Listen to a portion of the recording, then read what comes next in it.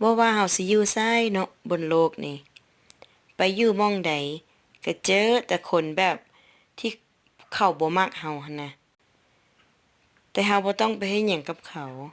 นั่นมันเป็นเรื่องของเขาบ่แม่นเรื่องของเฮาเฮาสิดีกับเขาปานใด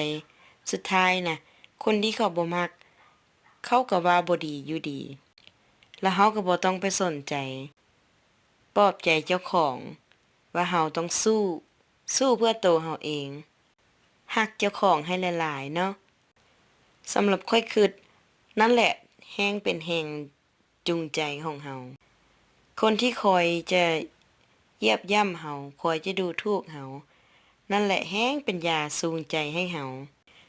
บ่ต้องเอาคำลบๆพวกนั้นมาเฮ็ดให้เฮาจมไปกับเขาเฮาจะเอามาปีนเป็นความสู้และเป็นกำแพงให้เฮายืนขึ้นไปสูงกว่าเขาเพราะว่าจั่งใดหั้นน่ะ ถ้าเฮาไปเฮ็ดกับเขาดีปานใดเขาก็ว่าบ่ดีอยู่ดีแล้วก็รักคนที่เขาแคร์เฮาคือครอบครัวเฮาคนที่บ่มักเฮาบ่ว่าเฮาจะได้ดีหรือบ่ได้ดีเขาก็จะบ่มีความยินดีกับเฮาเลยสิ่งที่สำคัญที่จะเฮ็ดให้เฮาก้าวผ่านจุดนั้นไปได้ก็คือสมาธิและสติถ้าเฮาใช้สติปัญญาคิดทบทวนเฮาจะเป็นคนชนะกับสิ่งมารเหล่านั้น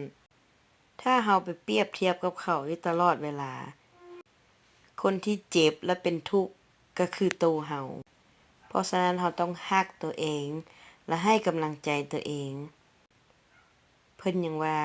คนล้มอย่าฟ้าวข้ามจั่งใดก็ขอเป็นกำลังใจให้กับคนที่กำลังท้อสู้ๆเด้อ